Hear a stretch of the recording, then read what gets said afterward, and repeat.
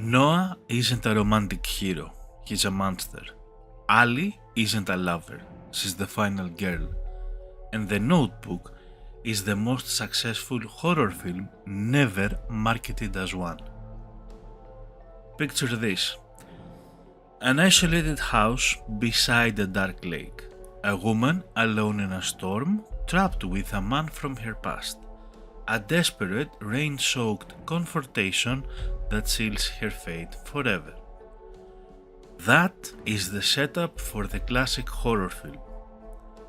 It is also, shot for shot, the climax of The Notebook.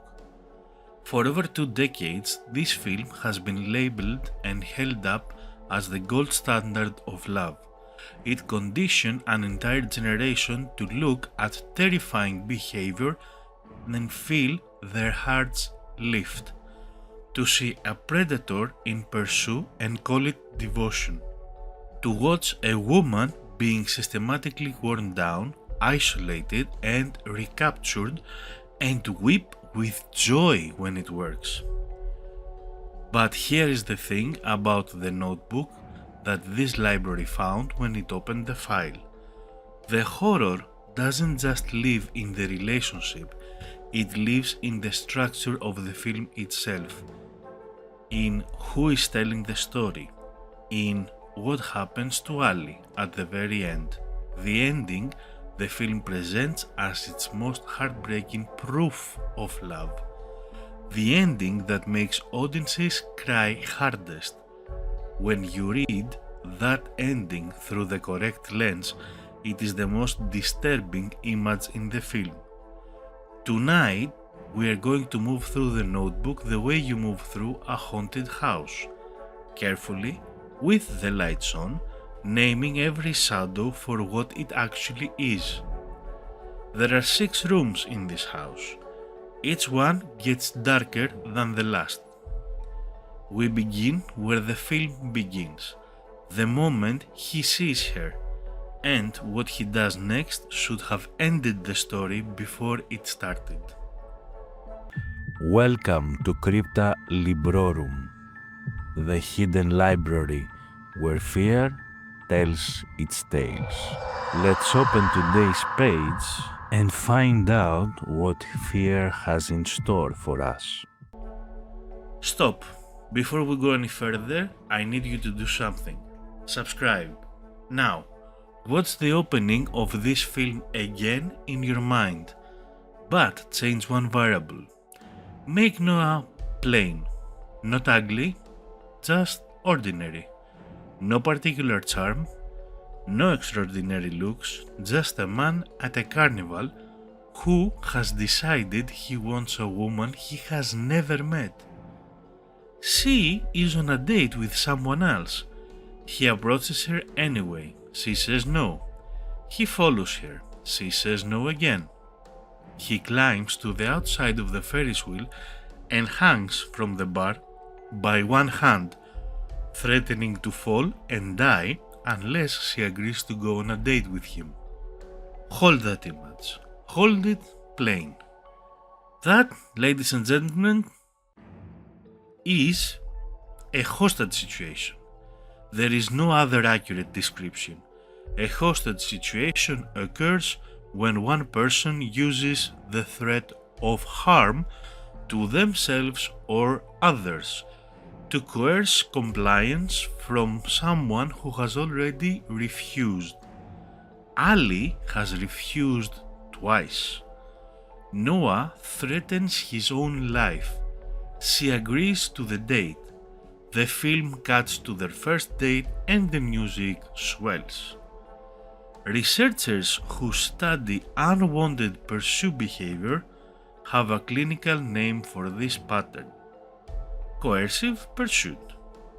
It is a documented behavioral cluster: the escalating refusal to accept rejection, the increasing pressure each time the target withdraws, the use of emotional or physical leverage to force compliance.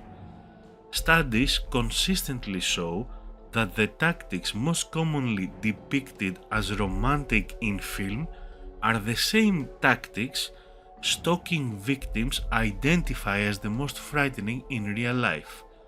Not the dramatic confrontations, the relentless refusal to hear no as the final answer. The notebook opens with a textbook coercive pursuit and scores it with a love theme. That is the first trick. Here comes the second. Horror has always known what romance has tried to forget. Charm is not a defense against pattern of behavior. Beauty does not cancel what it accompanies. The monster in horror is most effective when it is also magnetic, when you want to trust it, when the warning signs are visible but the pull is stronger. Think of the vampire at the window, the charming stranger in the Gothic novel. Horror's oldest tradition is not the ugly monster, it's the beautiful one. Ryan Gosling's Noah is not incidentally charming. The charm is load-bearing. It is doing the same work the vampire's glamour does in Gothic literature, making the prey lower their defenses, making the audience doubt their own instincts, making the pursuit feel like flattery instead of threat. The film is counting on it. But wearing Allie down at the carnival is only one step, because once Noah has her attention, the film hands him something far more sophisticated, a psychological weapon so effective it will make their entire toxic dynamic feel not just tolerable but necessary, addictive, like something she cannot survive without. And it works just as well on you as it does on her. Here is the question that should genuinely unsettle you. Why does watching two people scream at each other, shove each other, and genuinely frighten each other feel romantic in this film? Why does this work? Why did it work on millions of people, an entire generation if you will, including almost certainly you? The answer is that the notebook is running a specific psychological mechanism on its audience. It borrowed it from somewhere that has nothing to do with love, and once you see it, you will recognize it everywhere. In his narration, older Noah described the relationship plainly. They rarely agreed on anything. They fought all the time. The film offers this as evidence of depth. What it is actually describing is a volatile cycle, documented, named, and studied in contexts that have nothing to do with romance. We see Allie shove Noah, strike him, scream at him in public. We see Noah yell back, insult her, and, this is a real scene in the film, deliberately swerve his car toward oncoming traffic to frighten her, to get a reaction, to pull her attention back. And then, every single time, without exception, the music softens. The fight dissolves, they fall into each other. The warmth after the cold is overwhelming. This is intermittent reinforcement. Let me explain what it actually means, because it's one of the most important things. Intermittent reinforcement is a conditioning pattern where a reward is delivered unpredictably, sometimes after a behavior, sometimes not. B.F. Skinner, the behavioral psychologist who identified it, found that intermittent reinforcement produces stronger, more persistent responses than consistent reward. It is the reason slot machines are more compulsive than a vending machine that reliably gives you what you paid for. The unpredictability is not a side effect. The unpredictability is the main mechanism.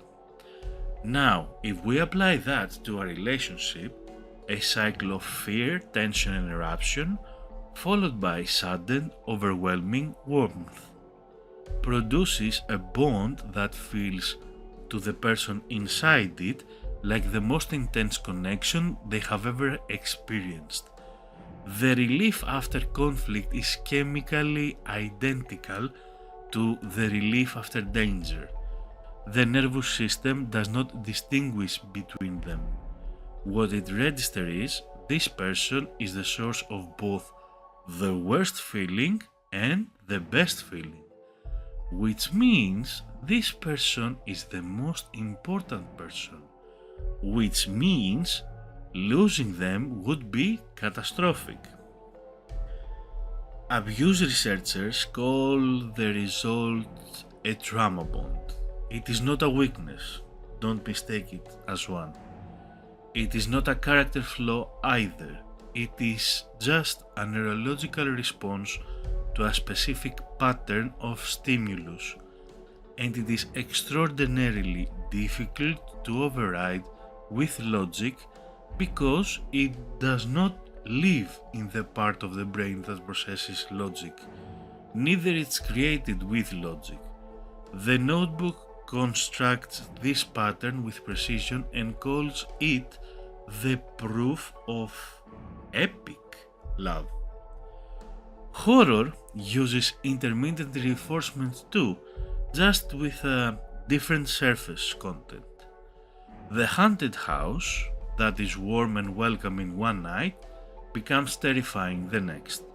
The entity that comforts the child before it turns. The monster that shows you something beautiful before it shows you what it actually is. The warmth makes the cold worse.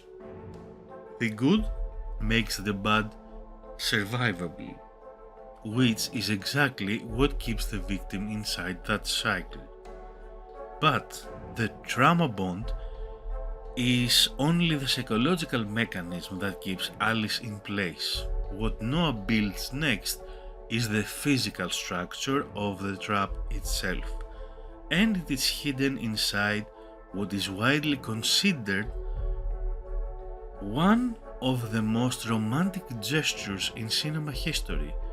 When I tell you what it actually is, I want you to remember how beautiful it looked the first time you saw it. Let me describe something without naming it yet, although I'm really sure that you will catch up really fast. A man working alone, rebuilding a house from near ruin every day for months. He works to the exact specifications of a woman he has not spoken to in years because she has not responded to any of his contact. He builds the room she once described in passing. He paints the walls the color she mentioned.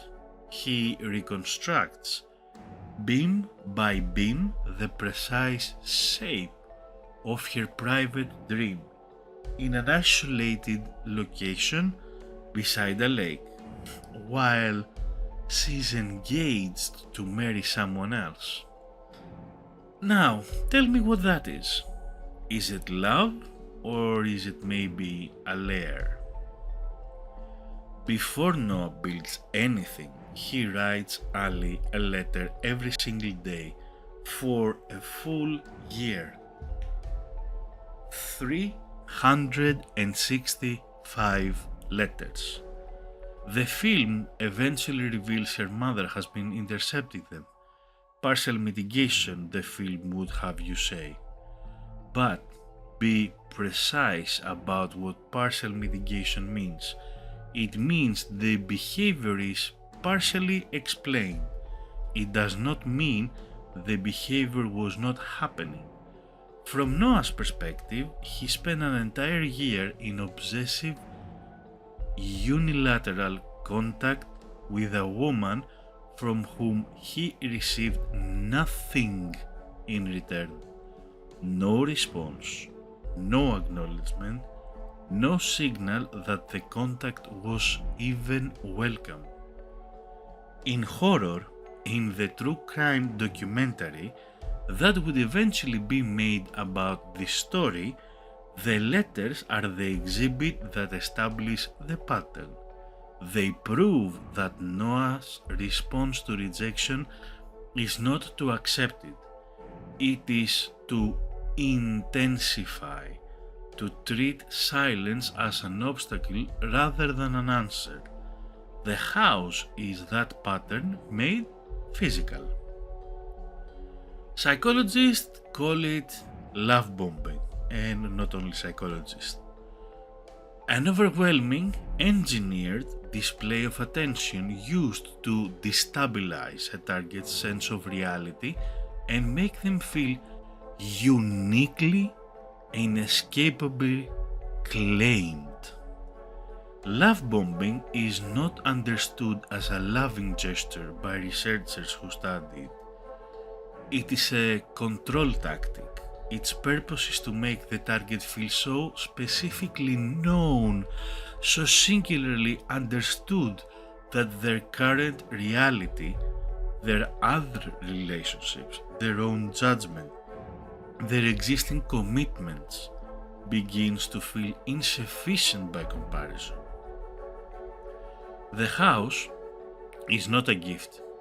It is a monument to obsession, strategically placed where Allie would see it. A photograph of the finished house appears in a newspaper in front of her eyes while she is engaged to another man. She says she has to go, not that she wants to, that she has to, that she has no real choice. That is the lure working exactly as designed. In horror, the haunted house does not chase you. It waits. It makes itself beautiful and irresistible. It positions itself in your path and lets your own desire carry you through the door.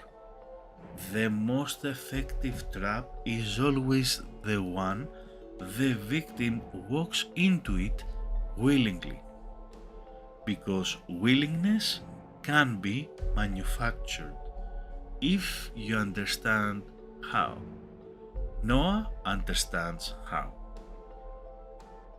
Before we get to what happens when she arrives at the house, we need to talk about who is actually telling this story, because there is something the notebook has been doing from its very first frame that changes the meaning of everything we have just watched. It has been hiding in plain sight the entire time, and once you see it, you will understand that the horror goes deeper than any single scene. Every story has a teller, and the identity of the teller is never neutral. The notebook has a framing device the film establishes immediately and that almost no one discusses. The entire film, every scene we have analyzed, every frame of the romance is being narrated by old Noah. He is reading from a notebook to a woman with dementia in a care facility. That woman is Allie. He is telling her their story because her mind can no longer hold it on its own. The film presents this as its most devastating romantic image. The devotion of a man who visits every day, who refuses to leave her side even as she disappears. But think about what framing device means in structural terms. Every scene we have watched, the pursuit, the fights, the house, the kiss in the rain, has been filtered through Noah's memory, Noah's selection, Noah's framing. We have not seen Noah and Allie's relationship. We have seen Noah's version of it all, told by Noah to an audience of one who cannot contradict him. In literature and film, this figure has a name. It's the Unreliable Narrator. An unreliable narrator is a storyteller whose account cannot be fully trusted because of bias, because of self-interest, because of a gap between what they present and what actually happened. It is one of horror and gothic literature's most powerful tools. Think of the narrator of Poe's The Telltale Heart, insisting on his own sanity while describing his crime in loving detail. Think of the narrator of Du Maurier, Rebecca, whose account of the first Mrs. De Winter is shaped entirely by her own jealousy. The unreliable narrator does not lie, though, not necessarily. They curate, they emphasize, they leave out what damages them. They present a version of events that makes their own choices comprehensible or even sympathetic. Now ask yourself, which moment did old Noah choose to include in the notebook? Which moments made the cut? Did he include every fight, every act of coercion, every moment Allie tried to leave and was pulled back? Or did he include the rain, the kiss, the morning on the lake, the house in the golden hour? The notebook is not a record, it is a defense. It is the story Noah chose to tell about himself, selected, shaped, and delivered to a woman whose mind cannot access any version of the events except the one that he provides. In horror, the most dangerous monster is not the one who attacks. It is the one who controls the narrative, who decides what counts as evidence, who position themselves as the hero of a story in which they are truly the threat. The person who holds the pen writes the truth. And the woman he is reading to, whose memory is gone, who has no access of her own past except through him, is utterly dependent on his version of events, which bring us to the most disturbing image in the entire film. And we need to look at it directly.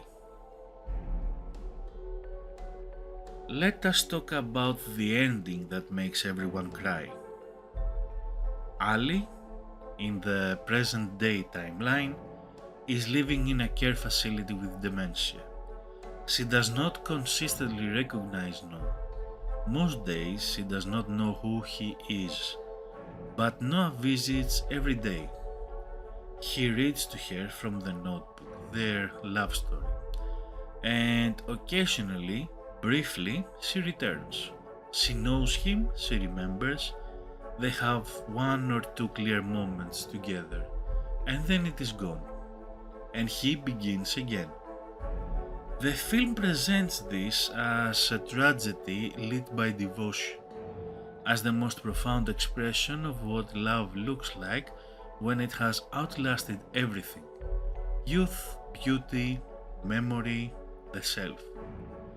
Audiences consistently identify this as the thing that undoes them completely. It is the emotional climax of the entire film. Now, let me describe it again a little bit different. An elderly woman with a severe cognitive impairment lives in a care facility.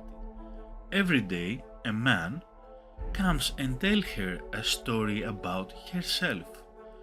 The story is his. She cannot verify it, she cannot contradict it. On the days when the disease lifts briefly and she surfaces into clarity, she recognizes him. And the film frames these moments as love breaking through.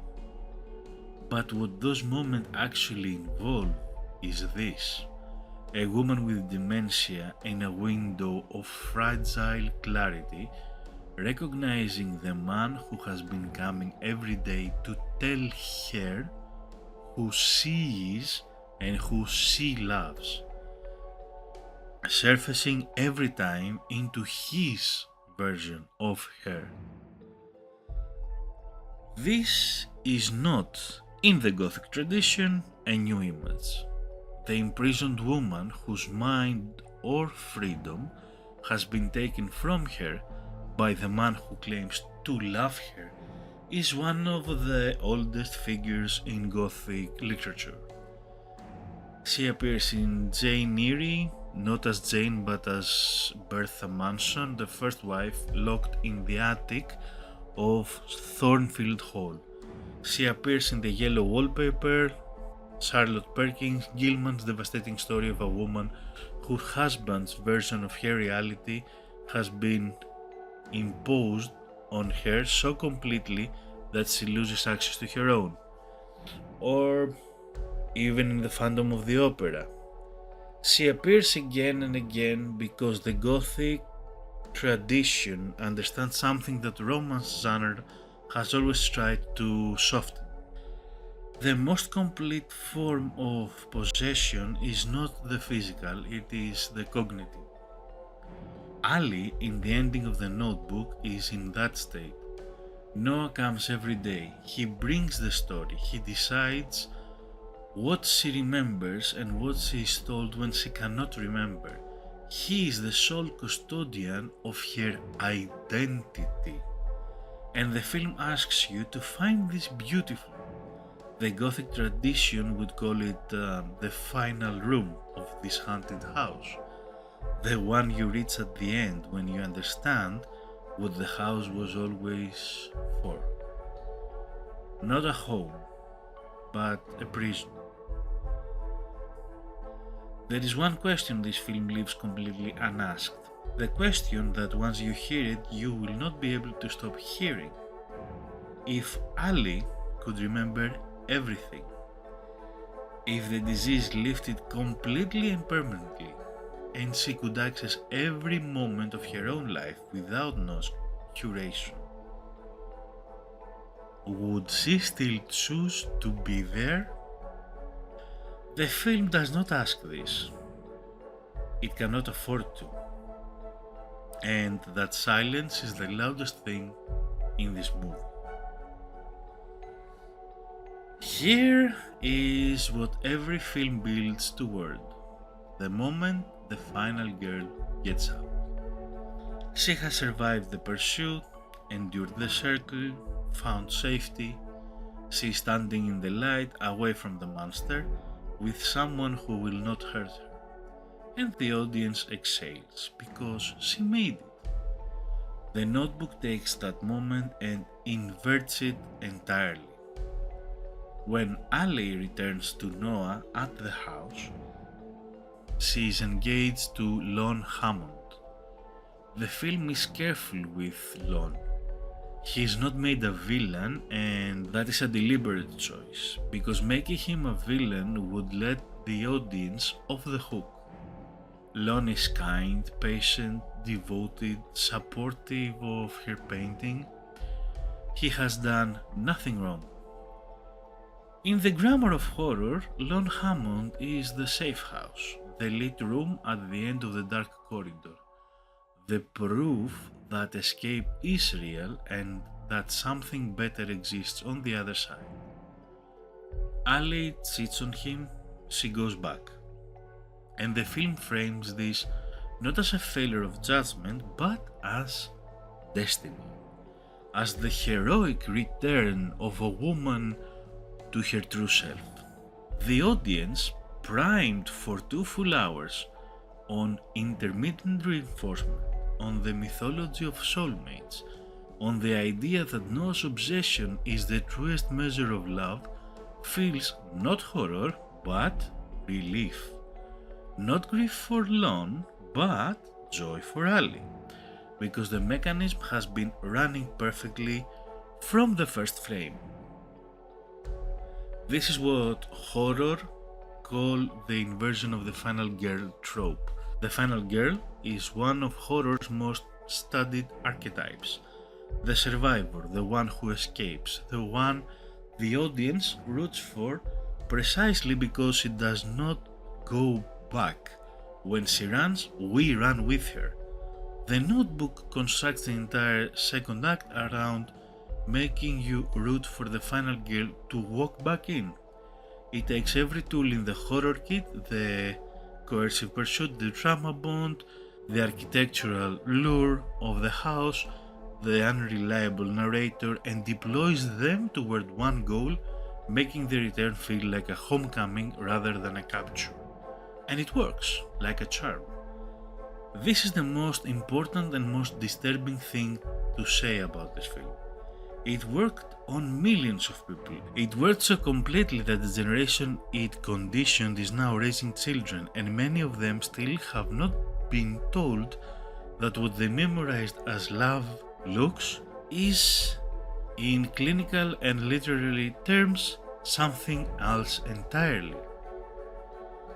The Gothic scholar Ellen Morse, writing about female Gothic literature, identified a recurring pattern in the tradition.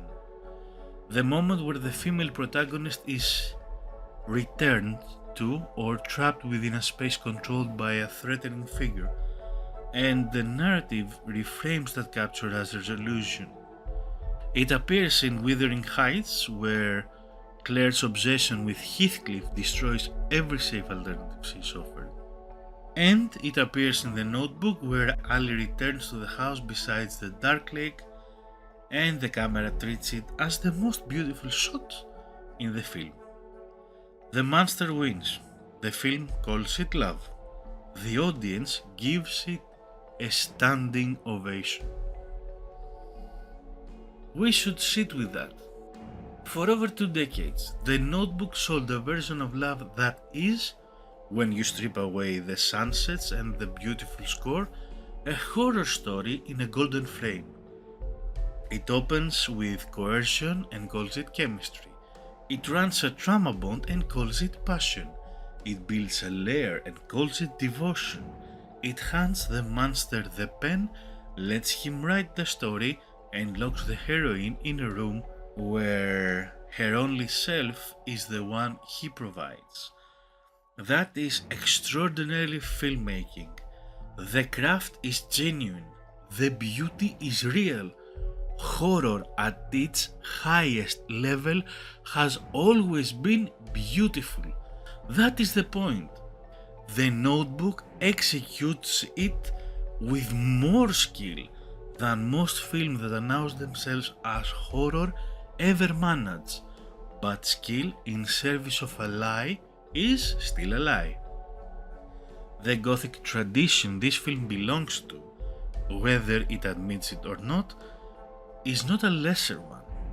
It produced some of the most enduring literature in every language. It has always understood that desire and danger live at the same address, that the most irresistible trap is the one that looks like a dream, that the monster you invite inside is the one you never recover from.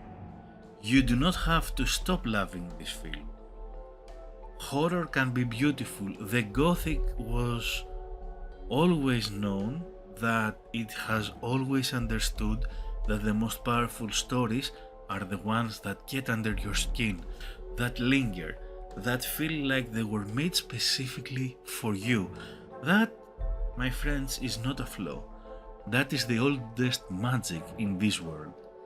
But here is what this library has learned. Self by self, story by story, every book, every film, every song, every image, every myth ever told was made to take you somewhere you cannot go in ordinary real life. To let you feel something at a safe distance. To sit with you in the dark for a little while and then send you back out to your life and to the light. That is what art is for. That is what it has always been for. It was never and will never be meant to be used as a blueprint, as a map. Noah is not a blueprint. The house is not a goal. Heathcliff is not a standard to hold someone to. Every love song that has ever wrecked you was written to wreck you, not to instruct you. The distance between a story that moves you and a story that shapes how you treat real people with real hearts in real rooms, that distance matters. It is perhaps the most important distance there is. And the ending of this film, where she can no longer remember why she should have left, where the only self available to her is the one he wrote down, is not what love looks like when it wins. It is what love looks like when it was never love at all. The story ends, the credits roll, you walk back out. What you carry with you is what you choose to carry with you, and it's truly the only part that will be forever yours. The most dangerous monster, remember, is the one you willingly invite inside. Does the mythos of the vampires makes a little bit more sense to you now? The notebook spent 20 years at the door, and we held it open ourselves. What do you think? Did this film deceive you? Did some part of you always knew? And is there another beloved story sitting in the memory right now that you're beginning to read differently? Tell me in the comments. The library is always open for you. The library stays open because people like you keep returning. Not everyone is ready to face what is hidden here, but you are. Help keep the candles burning for those still afraid of the dark. Like, subscribe, and share the story, and I'll see you in the next chapter.